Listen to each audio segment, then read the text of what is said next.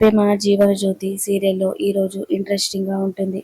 అంతకంటే ముందు మన ఛానల్ని లైక్ చేసి సబ్స్క్రైబ్ చేయండి.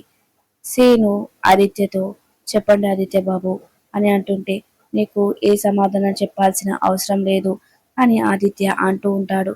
ఇక అది విన్న సునంద, ఏంటి ఆనంది, నీకు చెవులు వినిపించడం లేదా, కళ్ళు కనిపించడం లేదా అని అంటూ ఉంటే ఇక ఆనంది, ఏంటత్తయ్య గారు ఏమైంది అని అంటూ ఉంటుంది. సీను ఆదిత్యని ఒక ప్రశ్న అడిగాడు. ఆ ప్రశ్న అడగాల్సింది సీను కాదు, ఆ ప్రశ్న అడగాల్సింది నువ్వు. నీ భర్తని నువ్వు ఆ ప్రశ్న అడగాలి. ఏ అధికారంతో అలేఖ్య ఇంట్లో ఉంటుంది, ఏ హక్కుతో అలేఖ్య ఇంట్లో ఉంటుంది అని నువ్వు భర్తని అడగాలి అని చెప్పి అనగానే ఇక ఆనంది ఆదిత్య వైపు చూస్తూ ఉంటుంది. ఇక ఆదిత్య దగ్గరికి వెళ్తూ ఉంటుంది. క్షమించండి ఆదిత్య గారు, సమస్య అందరి ముందు వచ్చింది కాబట్టి ఇప్పుడు నేను అడుగుతున్నాను. ఇప్పుడు సీను అడిగినట్టే మన బంధువులు కూడా అడుగుతారు, బయట అడుగుతారు, తెలిసిన వాళ్ళు అందరూ అడుగుతారు, అలేఖ్య ఎందుకు ఇంట్లో ఉంది, అప్పుడు మీరు ఏం చెప్తారు? అందరూ అడిగితే దానికి ఒక సమాధానం కావాలి కదా, ఆ సమాధానం ఏంటో మీరు చెప్పండి. ఇప్పుడు అత్తయ్యగారు అడిగినట్టే అలేఖ్య పేరెంట్స్ కూడా అడుగుతారు కదా, మరి ఆ సమాధానం ఏంటో మీరు ముందే అనుకోవాలి కదా, ఆ సమాధానం ఏంటో చెప్పండి ఆదిత్య గారు అని అంటూ ఉంటుంది. అప్పుడు ఆదిత్య, ఆ సమాధానం నీకు తెలీదా ఆనంది అని అంటుంటే, లేదు నాకు తెలీదు అనగానే ఆదిత్య షాక్ అయి చూస్తూ ఉంటాడు. సీను తాళి కట్టాడు కాబట్టి దానికి పరిష్కారంగా అలేఖ్య ఇంట్లో ఉంటుందా? చెప్పండి ఆదిత్య గారు, ఎందుకు అలేఖ్య ఇంట్లో ఉంటుంది అని ఎవరైనా అడిగితే ఏం చెప్తారు? మీరు అందరి ముందు తప్పు చేసిన వారిలా నిందలు మోస్తూ ఉండడం నాకు ఇష్టం లేదు. నా భర్త ఏ తప్పు చేయలేదు. నా భర్త అందరి ముందు తలెత్తుకొని నిలబడాలి అని అంటూ ఉంటే ఇక ఆదిత్య అలానే చూస్తూ ఉంటాడు. చెప్పండి ఆదిత్య గారు అని అంటుంటే సమాధానం చెప్పాల్సింది నేను కాదు అలేఖ్య అని అనగానే అలేఖ్య ఒక్కసారిగా షాక్ అవుతూ ఉంటుంది. జీవన కూడా షాక్ అయి అలానే చూస్తూ ఉంటుంది. అలేఖ్య, నువ్వు నా కారణంగా నిందలు మోస్తూ ఉండడం నాకు ఇష్టం లేదు. నువ్వు ఇంట్లో నుంచి వెళ్ళిపోవాలి అలేఖ్య. ఈ ప్రశ్నకి సమాధానం ఇదే కరెక్ట్ అనిపిస్తుంది అని ఆదిత్య అనగానే ఇక అలేఖ్య షాక్ అయి అలానే చూస్తూ ఉంటుంది. ఇక జీవన కూడా ఒక్కసారిగా షాక్ అవుతూ ఉంటుంది. అప్పుడు అలేఖ్య ఏడుస్తూ, సరే ఆదిత్య, నా కారణంగా నువ్వు నిందలు మోస్తూ ఉండడం నాకు ఇష్టం లేదు. నేను ఇంట్లో నుంచి వెళ్ళిపోతాను. నా కారణంగా నువ్వు అందరూ నిన్ను తప్పు పట్టడం నాకు ఇష్టం లేదు ఆదిత్య. అందుకే నేను ఇంట్లో నుంచి వెళ్ళిపోతాను. నువ్వు నన్ను ప్రేమించావు, నన్ను పెళ్లి చేసుకోవాలనుకున్నావు, కానీ అది కుదరలేదు. నాకు యాక్సిడెంట్ అయింది. నేను ఏ పాప చేశానని ఆంటీ నాకు యాక్సిడెంట్ చేసింది. అలా యాక్సిడెంట్ చేసినాక నన్ను అక్కడే వదిలేస్తే బాగుండేది కదా, అక్కడే నేను చచ్చిపోయేదాన్ని. మళ్ళీ నన్ను ఇంటికి ఎందుకు తీసుకొచ్చారు? నేను చచ్చిపోయి ఉంటే బాగుండేది కదా, అక్కడే నన్ను వదిలేసుంటే ఇదంతా జరిగేది కాదు కదా ఆదిత్య. మళ్ళీ నన్ను ఇంటికి తీసుకొచ్చి అందరి ముందు నిలబెట్టారు. నేను ఏ పాపం చేశాను ఆదిత్య? నాకెందుకు ఇన్ని కష్టాలు? సీను నా మెడలో తాళి కట్టాడు, ఇష్టం లేకపోయినా తాళి కట్టాడు, బలవంతంగా తాళి కట్టాడు. ఆ తాళిని నేను తెంచాను. ఇప్పుడు నువ్వు కూడా నన్ను వెళ్ళిపోమంటున్నావు. నాకు కూడా బతకాలని లేదు ఆదిత్య. నేను ఇప్పుడే చావాలనిపిస్తుంది. నేను చచ్చిపోతాను ఆదిత్య. మీ అందరికీ దూరంగా వెళ్ళిపోతున్నాను. నా చావేదో నేను చస్తాను.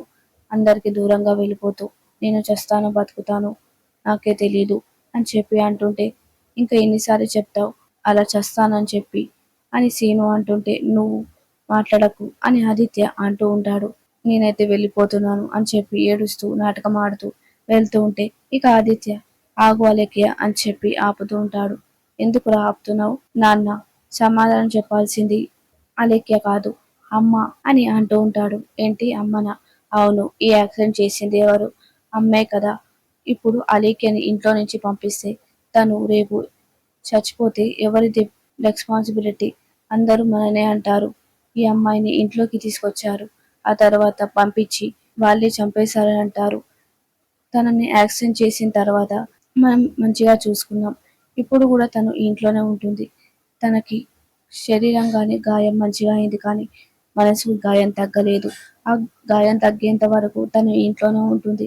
ఇప్పుడు యాక్సిడెంట్ అయిన తర్వాత ఆ బాధ్యత మనమే కదా తీసుకోవాలి. బాధ్యత ఆ మనిషిని మనం తీసుకోవాలి కాబట్టి తనకి ఆ మనసు గాయం తగ్గేంత వరకు అలేఖ్య ఇంట్లోనే ఉంటుంది. అలేఖ్య నువ్వు లోపలికి వెళ్ళు అని ఆదిత్య అంటుంటే ఇక అందరూ కోపంగా చూస్తూ ఉంటారు. నీకు సమాధానం దొరికింది కదా, నువ్వు వెళ్ళు అని సీనుని ఆదిత్య అంటుంటే ఛే, చిలకమ్మ ఇంట్లోనే ఉంటుంది అని చెప్పి ఇక వెళ్తూ ఉంటాడు. ఇక శశికాంత్ ఇప్పుడు మళ్ళీ సమస్య మొదటికి వచ్చింది సునంద. ఎక్కడి నుంచి ఆ స్టార్ట్ అయిందో అక్కడికే వచ్చింది. యాక్సిడెంట్ అయ్యి ఇక్కడే ఉన్న అమ్మాయి ఇప్పుడు మళ్ళీ అదే యాక్సిడెంట్ పేరుతో ఇక్కడే ఉంటుంది అని అంటుంటే ఇక సునంద ఆ యాక్సిడెంట్ బొక్కతోనే ఆదిత్యని ఇలా అడ్డు పెట్టుకుంటుంది. అలేఖ్య ఇక ఇంట్లో నుంచి వెళ్ళిపోదేమో అని సునంద అంటుంటే ఇంట్లో నుంచి వెళ్ళిపోకుండా ఏం చేస్తుంది అని ఆనంది అంటుంటే ఆదిత్య నిన్ను అర్థం చేసుకునేంత వరకు అలేఖ్యని చూసినంత మంచిగా నువ్వు చూస్తున్నంత వరకు ఏం చేయలేం. నేను రోజు అదే ఆలోచిస్తున్నాను అత్తయ్య గారు. ఈ సమస్యని పరిష్కారం గురించి ఆలోచిస్తున్నాను. కానీ నాకు ఏం చేయాలో అర్థం కావడం లేదు అని చెప్పి ఏడుస్తూ వెళ్తూ ఉంటుంది.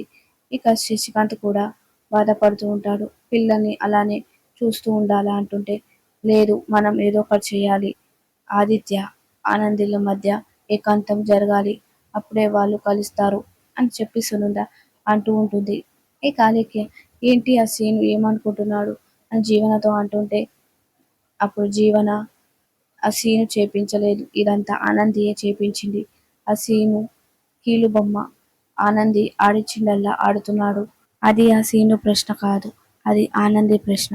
ఆనంది ఆదిత్యని అడగలేక ఆ సీనుతో అలా అడిగించింది అని జీవన చెప్తూ ఉంటుంది. ఇప్పుడు ఆ సీను నన్ను అందరి ముందు తీసుకెళ్ళడానికి వచ్చాడు. ఏదో ఒక రోజు నన్ను ఎత్తుకెళ్తే అని చెప్పి అంటూ ఉంటుంది. అంతకంటే నువ్వు ఒక పని చేయాలి. ఏంటది? నీకు ఆదిత్యకి ఫస్ట్ నైట్ జరగాలి అని అంటుంటే ఏంటి ఫస్ట్ నైటా? అవును, మీ ఇద్దరికి అది జరిగితే నువ్వు పర్మనెంట్గా ఇంట్లోనే ఉండొచ్చు. ఆ వంకతో నువ్వు ఆదిత్యని పెళ్లి చేసుకోవచ్చు.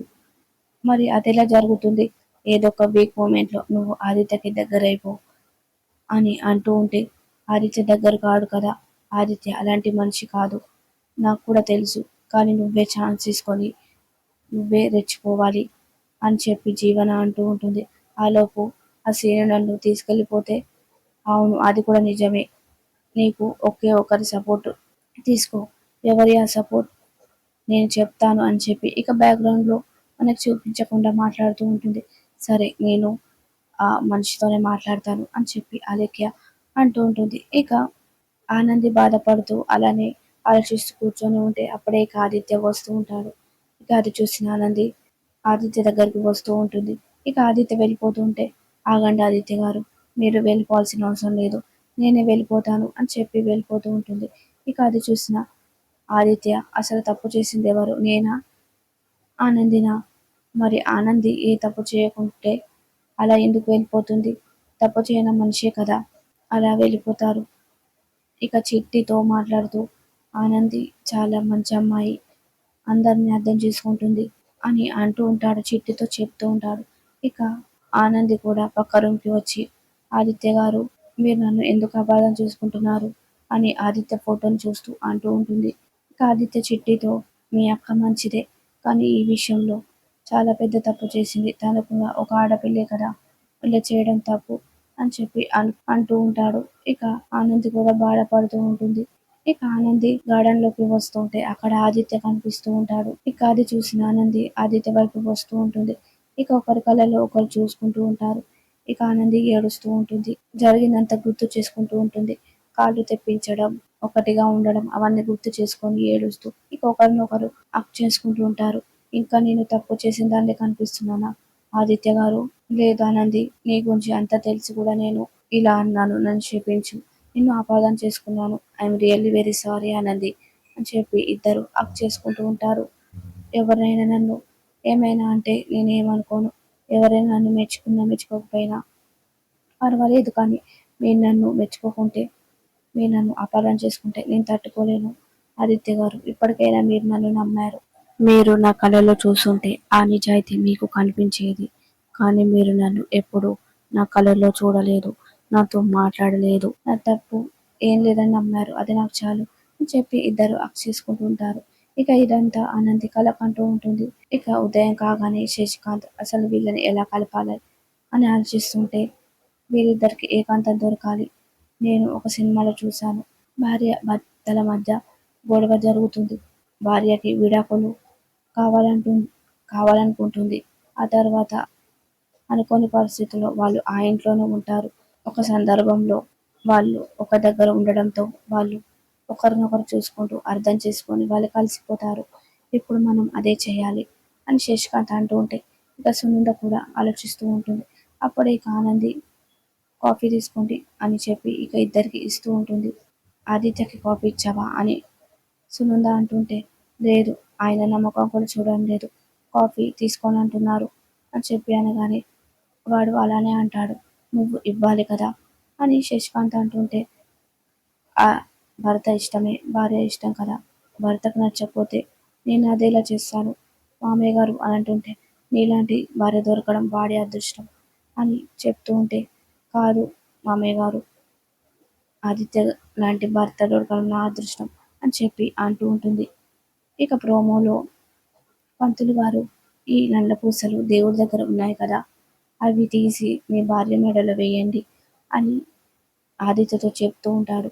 ఇక ఆదిత్య నల్ల పూసలు తీసి ఆనంద్కి వేస్తుంటే ఆగో ఆదిత్య, ఈ పూసలు కూడా దేవుడి దగ్గర పెట్టి అని అంటూ ఉంటే ఆ పూసలు ఎవరికమ్మా, ఆ పూసలు ఎవరివి అని చెప్పి పంతులు గారు అడుగుతుంటే అవి నావే అనగానే ఏంటి నీయా, అయినా నీ ఏంటి నీ, నీకు పెళ్ళయిందా కాలేదు కదా, నా భర్త నా మెడలో కట్టాలి, సూర్యబాబు జ్యోతమ్మ మెడలో కట్టాలి, మరి నువ్వే ఎవరి చేత నల్ల పూసలు వేయించుకుంటావు అని అంటుంటే నేను ఆదిత్య చేత నా మెడలో ఈ నల్ల పూసలు వేయించుకుంటాను అనగానే ఆనంది సునంద అందరూ ఒక్కసారిగా షాక్ అవుతూ ఉంటారు. ఇక షాక్ అయి అలానే చూస్తూ ఉంటారు.